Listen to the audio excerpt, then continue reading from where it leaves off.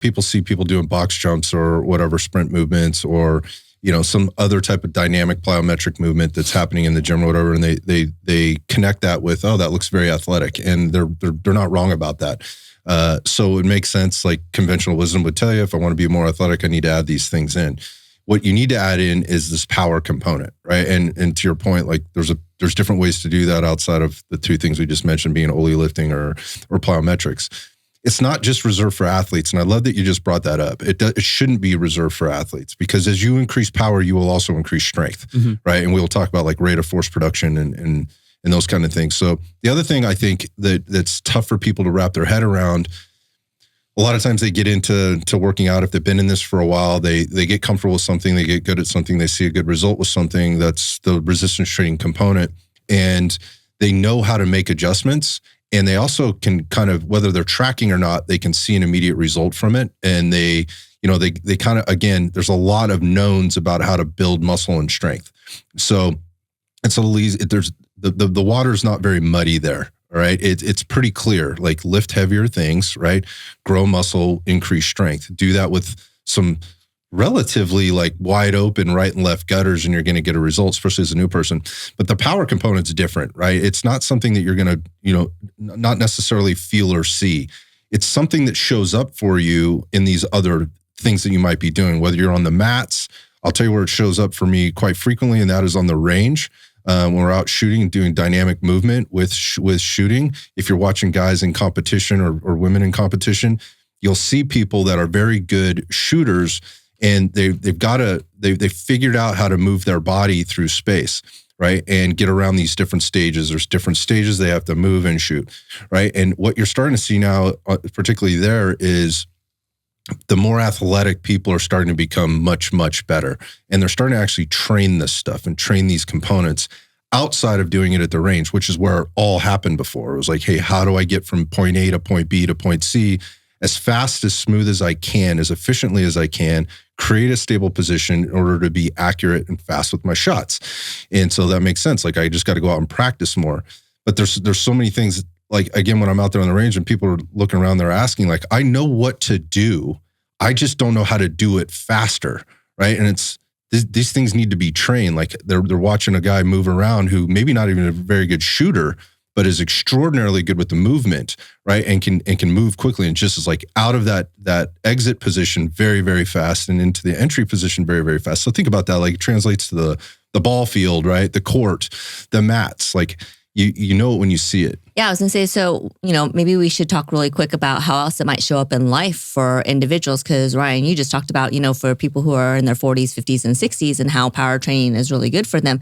And they don't have to use the methods that we've traditionally relied on as far as Olympic lifting and plyometrics. We can do the dead stop swings, we can use medicine balls and those types of things. So, for the average individual or somebody that might want to be able, that's involved in the FFA program, how might the power show up for them? Yeah, go ahead. Well, I mean, I was thinking about, because we were talking about the aging thing, longevity, like, there's three main, how many people hear about people falling when they're older? Yep. And, it's one of those things that people only like, oh, I'm 50, I don't need to think about it. But it's really what you do now that impacts when you're 80 or 90 or maybe 70, right? There's three main components with a fall being kind of detrimental. Is one, you don't have good eccentric strength or control, right? One, you don't maybe have good bone density in general, which are components that strength will train.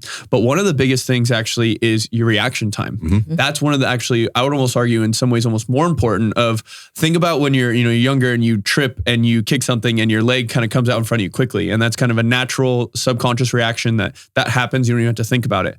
When people get older, a lot of the things that happen is that response is delayed. Very delayed. And that is a nervous system response. That is a thing that is a subconscious thing that you do not think about necessarily, but it should happen automatically. But if that is not trained, that's something that in everyday life, that is, if you're not training power and you continue to not do that as you go through your 30s, 40s, 50s, which so many people don't. They don't do things like you said. It kind of gets naturally trained in athletics, but people are doing fewer athletics, and a lot of their training isn't. They're not challenging that system. Then boom, like that's something in your everyday life. When you fall and you can't get your leg out in front of you, then that's where you fall on your wrist or you fall on your hip and you break that, and then that's where there's whole cascade of health effects for that.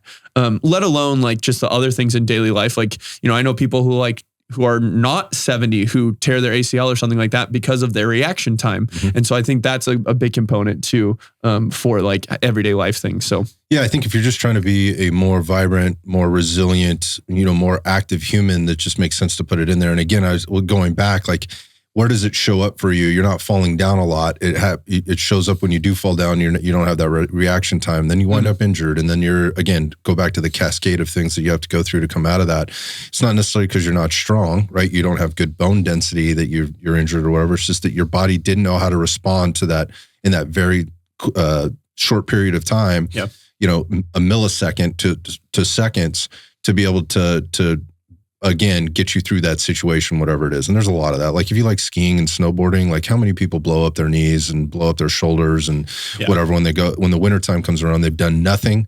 Then they strap on these 2 long things to their feet, right? They go up to the top of the mountain, get off the freaking lift, and they think everything's going to be fine. Well, I work out. Yeah, but you haven't really prepared yourself for what you're about to do. And maybe you do have some level of skill on the mountain, but at the same time, like if you don't have the properties underneath there to back up the skill level that you think you have or don't have, that matters, where the stuff kind of shows up.